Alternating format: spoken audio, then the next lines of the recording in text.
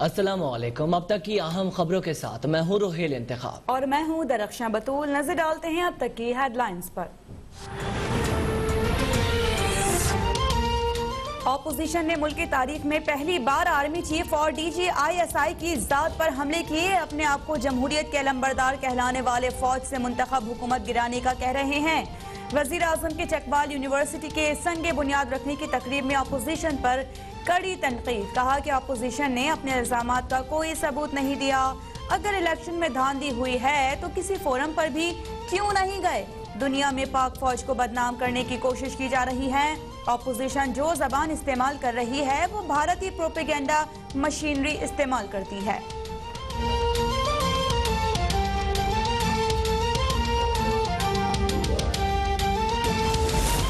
Opposition मुझे किसी तरह ब्लैकमेल नहीं कर सकती। इन चोरों को NRO देने वाला मुल्क से गद्दारी करेगा। वजीर आजम का दो टोक मौक़िफ़। कहा मौलाना फजलुर रहमान से खुद ही फैसला कर लिया कि वो किसी को जवाब दे नहीं। एक का बेटा और दूसरे की बेटी NRO के लिए जलसे कर रहे हैं।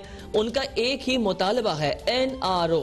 दोनों ने जिंदगी में 1 घंटे भी काम नहीं किया और चले हैं मुल्क चलाने। कोई उनसे पूछे कि उनकी अहलियत है क्या। इन दोनों का तजर्बा बस शहाना जिंदगी है। उन्होंने इस्तीफे दिए तो पार्टीज में फॉरवर्ड ब्लॉक बन जाएगा। गैर महसूस किरदार अब पीछे हट गए। PTM की तमाम जमातें हुकूमत से मुज़ाकरात न करने पर मुत्तफिक हैं। सेनेट इलेक्शन आगे कर लें या पीछे, हुकूमत को हर सूरत जाना होगा। लीगी रहनुमा मरियम नवाज की ललकार। बोली कि शहबाज शरीफ भाई से वफादार ना होते तो आज वजीर आजम होते। मोहम्मद अली दुर्रानी से कबल वज़रा ने भी राबितों की कोशिश की थी। मरियम नवाज मुल्तान से सक्खर के लिए रवाना। मरियम नवाज सक्खर में वर्कर्स कन्वेंशन से खिताब करेंगी। कल शहीद बेनज़ीर भुट्टो की बरसी के जलसे में भी शरीक होंगी।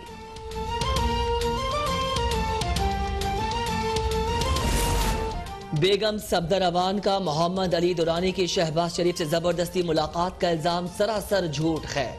मोहम्मद अली दुरानी से मुलाकात में शहबाज शरीफ की मर्जी शामिल थी। वजीर जेल खाना जात फैयाजुल हसन चौहान का रद्द अमल। बोले शहबाज शरीफ के अपने खानदान के अफराद से मुलाकात न करने में भी उनकी अपनी ही मर्जी शामिल होती है। बेगम सफदर अवान झूठों की यूनिवर्सिटीज की वाइस चांसलर है। जमीयत उलमा इस्लाम फेस से फारिग रहनुमा मौलाना फजलुर रहमान के खिलाफ मुतहर्रिक मौलाना शरानी और हाफिज हुसैन अहमद समेत चारों रहनुमाओं ने 29 दिसंबर को इजलास बुला लिया। विफाकी वजीर शिबली फराज का कहना है कि ये आमरीत नहीं तो और क्या है। अपने देरीना साथियों की जरा सी तनकीद बर्दाश्त न करने वालों ने कौम को दिखा दिया कि वो अंदर से कितने जमहूरी हैं। जमात पर जमहूरियत का लेबल चिपका कर लोगों को धोखा नहीं दिया जा सकता। ऑपोजिशन जमातों के अराकीन अपनी अपनी क़यादतों की नाअहली से तंग हैं, इसीलिए वो इस्तीफे देने से इनकारी है। विफाकी वजीर मुराद सईद का दावा। बोले कुछ इस्तीफे स्पीकर तक पहुंचे लेकिन उनसे भी लाताल्लुक़ी जाहिर कर दी गई। दिलचस्प खबर यह है कि जाली क़यादत को इस्तीफे देने वालों ने दस्तखत भी जाली ही किए। ऑपोजिशन अराकीन ने कैलबरी फंड की याद ताज़ा करके अपनी ही क़यादत को छेड़ना शुरू कर दिया।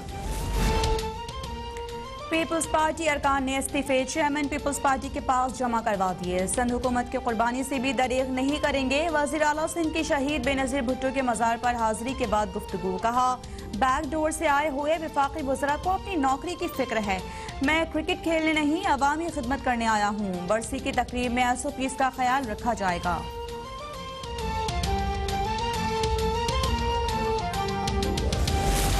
ऑपोजिशन के अवामी इज्तिमात की वजह से कोरोना के फैलाव में इजाफा हुआ।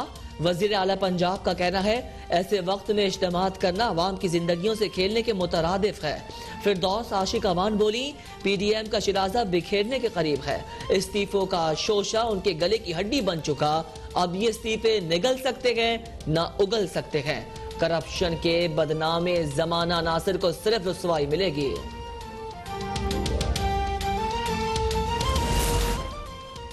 नैब को एक रियासती इदारे के तौर पर इस्तेमाल किया जा रहा है। मुझे मिलने वाले नोटिस का जवाब कोर्ट में दूंगा। नैब भी कोर्ट में जवाब दे। Deputy chairman senate Saleem Mandviwala की मज़ार क़ायद पर गुफ्तगू। कहते हैं कि मौलाना के खिलाफ नैब को इस्तेमाल करके क्या पैगाम दिया जा रहा है। मौलाना को नोटिस देना था तो 1 साल कबल देना था। मुल्क में सबके लिए एक कानून होना चाहिए। बदउनवान अनासर के खिलाफ घेरा तंग करने का मिशन, चेयरमैन नैब की अफसरान की कोशिशें तेज करने की हिदायत। बोले लूटी गई दौलत की वापसी से मुल्क खुशहाल होगा। करप्शन के खिलाफ जंग को कौमी फरीजा समझ कर लड़ रहे हैं। मुल्क में 24 घंटों के दौरान कोरोना से मजीद 63 अफराद इंतकाल कर गए। 2260 नए केसेस रिपोर्ट। कोरोना वबा से अमवात की मजमूई तादाद 9816 हो गई। 4,69,482 अफराद मुतासर। 2357 मरीजों की हालत तशवीशनाक।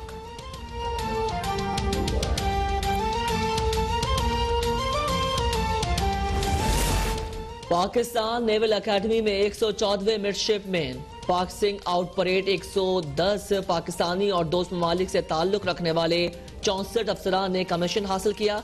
आमिरुल बहर एडमिरल मोहम्मद अमजद खान नियाजी कहते हैं, पाकिस्तान की मुसल्लह अफवाज हर तरह के मजमूम इरादों से आगाह और उनसे निमटने के लिए हम वक्त और हर वक्त तैयार हैं।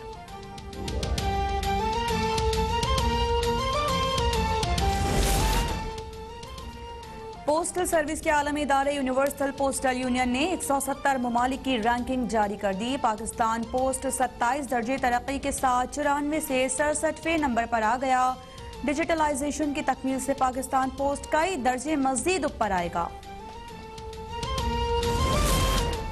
11.5 करोड़ पाकिस्तानियों का हसास डेटा चोरी होने का मामला वजारत दाखिला ने रिपोर्ट सिंध हाईकोर्ट में जमा करवा दी। वजारत दाखिला के मुताबिक चोरी होने वाला डाटा नादरा का नहीं, मोबाइल डाटा था। निजी कंपनी ने भी अपनी रिपोर्ट में तस्दीक की है, लीक होने वाला डाटा नादरा के सैंपल से भी मैच नहीं करता।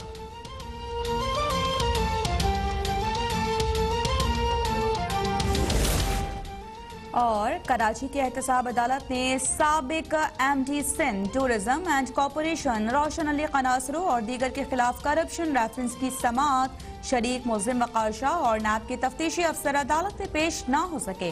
समाअत 6 जनवरी तक मुलतवी।